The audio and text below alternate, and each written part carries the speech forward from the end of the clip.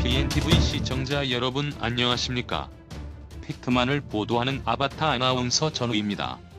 지금 국회 정론관 기자회견장에서 장성철 바른미래당 당대표 출마 후보자가 바른미래당 지도부 선출 규정 개정을 위한 당의 정체성 확립을 위한 끝장 토론을 긴급 제안하는 기자회견을 가지고 있습니다. 국회에 나가 있는 홍준용 기자 연결하겠습니다. 어제 출마 선언에 이어서 오늘 긴급 기자회견을 갖게 되었습니다. 참고로 저희가 복사해서 나눠드린 자료에 장수가 몇 개 안 돼서 갖지 못한 분도 계신데 제가 우리 공보실 도움을 받아서 메일링을 확보한 후에 기자회견 하고 나서 바로 원문을 송부해드리도록 그렇게 하겠습니다. 바른미래당 당대표 출마를 선언한 후보들에게 지도부 선출 규정 개정을 위한 연대 그리고 당 정체성 확립을 위한 끝장 토론 이 두 가지를 긴급 제안합니다.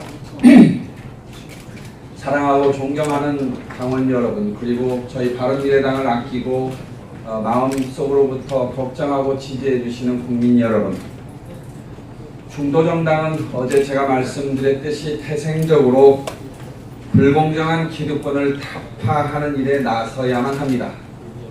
중도정당이 국가적 수준의 불공정한 기득권 구조를 부수기 위해서는 우선적으로 당 내부의 불공정한 기득권 구조부터 개혁하는 데 주저하지 말아야 한다고 생각합니다.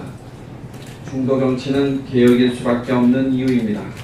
그런데 6.13 지방선거 참패에 따른 우리 당의 위기를 극복하는 새로운 지도부를 선출하는 지도부 선출 대여 관련해서 지도부 선출 규정 그 자체가 당내의 유력 후보들에게만 일방적으로 유리하다는 비판이 수그러들지 않고 있습니다. 오히려 더 거세게 비판이 일어나고 있습니다.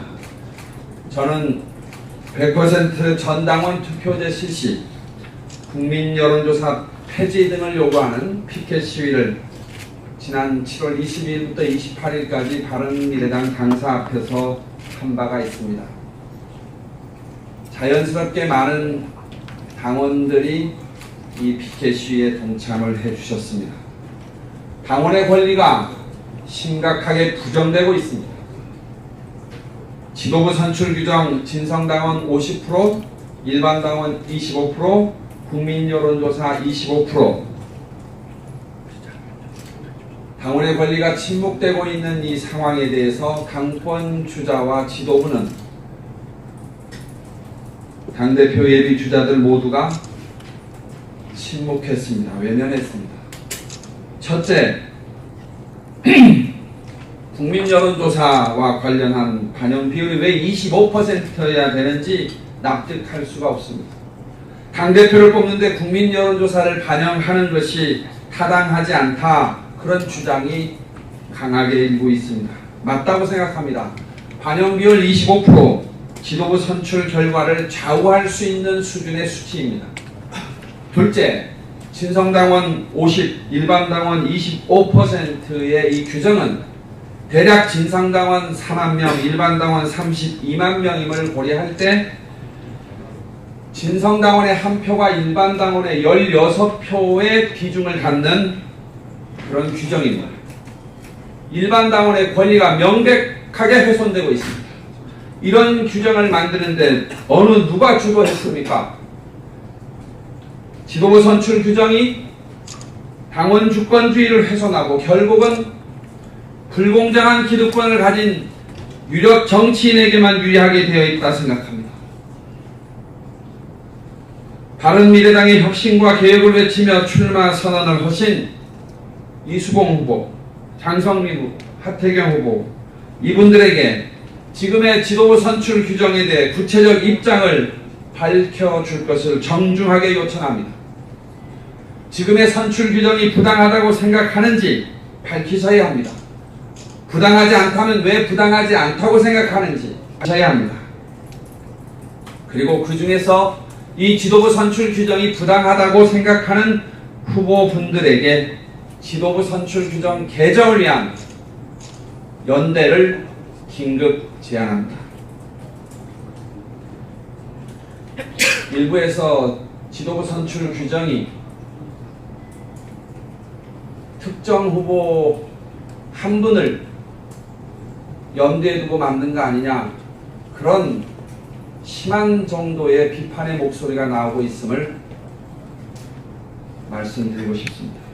사랑하고 존경하는 당원 동지 여러분, 저는 어제 바른미래당을 강력하고 선명한 중도정당으로 만들겠다고 하는 목표를 제시하면서 대표 출마 선언을 했습니다. 그동안 바른미래당 내에서는 보수, 진보를 이념으로 인정하면서도 보수와 진보를 뛰어넘는 탈이념 정당을 강조하는 주장들이 넘쳐왔습니다. 그런 주장의 흐름에 중도는 이념으로서의 가치도 일을 하는 방법론으로서도 위치를 잡지 못했습니다. 우리 사회를 바라보는 유권자들은 분명하게 스스로를 진보, 중도, 보수로 인식하고 있습니다. 뿐만 아니라 중도로 인식하고 있는 유권자들이 훨씬 더 많이 있습니다. 진보, 보수와 더불어 중도 또한 이념적 가치를 지니고 있는 겁니다. 그동안 바른미래당에서는 이념적 틀을 뛰어넘어야 한다는 당위성을 내세우면서 중도는 어느새 사라져버리고 정체성이 불분명한 실용과 개혁이 내세워졌던 경우가 많았음을 알고 있습니다. 바른미래당의 정체성의 혼란이 왔던 가장 큰 이유다, 저는 그렇게 생각합니다. 제가 실시하고 있는 바른미래당 개혁 과제 설정을 위한 당원 대상 설문조사에서도 바른미래당의 지방선거 참패 가장 큰 원인으로 정체성의 혼란이 꼽히고 있습니다. 바른미래당은 누가 뭐라고 해도 중도정당입니다. 중도란 무엇입니까? 중도는 최적의 대안, 즉 가장 타당한 대안을 찾아 나서는 길, 그것이 중도입니다. 앞에서도 말씀드렸지만 가장 타당한 대안은 불공정한 기득권 구조를 배제할 수밖에 없습니다. 그래서 중도 정치는 숙명적으로 개혁일 수밖에 없다고 계속해서 강조하고 있는 이유입니다. 바른미래당은 강력하고 선명한 중도 정당임을 분명히 함으로 해서 정체성의 혼란에 종지부를 찍을 수 있다, 저는 그렇게 생각합니다. 바른미래당에게는 더불어민주당과 자유한국당이라는 거대 양당 기득권 정치 세력을 강력하고 선명한 중도 정치를 통해서 타파해야 할 역사적 소명이 부여되어 있습니다. 바른미래당은 끊임없이 중도 정치의 외연을 확대하고 성장시켜 나가야 합니다. 보수통합, 이에 역행합니다. 야권통합, 이에 역행합니다. 강력한 중도 정치 세력을 성장시켜 나갈수록 보수가 개혁하도록 견인할 수도 있고 진보도 스스로를 성찰하도록 만들 수가 있습니다. 중도 정치의 강화가 정답입니다. 이것이 바른미래당의 살 길입니다.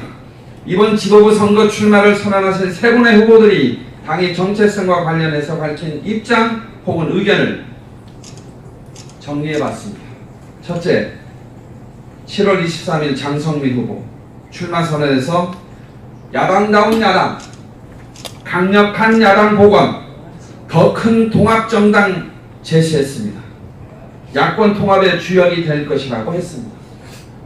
두 번째, 7월 30일 이수봉 후보 당대표 출마 선언문에서 권위적 중앙당 정치 청산, 평당원 중심 정당 건설, 다수 평당원 중심의 정당 혁명을 말씀했습니다. 8월 2일 하태경 후보 당대표 출마 선언문에서 반공, 수구, 보수 세력을 대체하는 새로운 야당 건설이 바른미래당의 존재 이유다라고 했습니다. 심지어 2020년 제1야당 교체의 위대한 정치혁명을 주장했습니다. 위 후보들께서 당의 정체성의 노선과 관련해서 밝힌 내용을 보면서 저는 바른미래당의 정체성이 정립될 수 있을 것인가 의문을 갖지 않을 수 없었습니다. 왜냐하면 보수와 진보가 아닌 중도 정당임을 명확히 하자는 입장은 찾아보기 어려웠기 때문입니다. 어제 9.2 당대표 선거에서 김관영 원내대표가 이런 말을 했습니다. 당의 물리적인 화합을 넘어서서 화학적 결합을 어떻게 할 것인가, 이런 것들이 주로 큰 이슈라고 한 것처럼 당의 정체성을 분명히 할 수 있는 치열한 논쟁이 후보 간에 일어나야 된다고 저는 생각합니다. 그래서 제안합니다. 당대표 출마를 선언하신 후보들에게 당의 정체성 확립을 위한 후보 간 끝장 토론을 긴급 제안합니다. 이러한 토론이 당원과 지지자들이 느끼고 있는 당의 정체성 혼란과 관련해서 당의 정체성을 다시 한번 재확인하고 굳건하게 확립하는 강력한 계기가 될 수 있다, 기회가 될 수 있다 생각합니다. 당대표 출마를 선언하신 후보들께 끝장 토론에 대한 입장을 공개적인 방법으로 조속히 밝혀줄 것을 정중하게, 그리고 당원의 뜻을 받들어서 강력하게 요청드립니다. 감사드립니다. 고맙습니다. 홍준용 기자 수고하였습니다. 시청자 여러분 고맙습니다. 지금까지 LPNTV 전우입니다.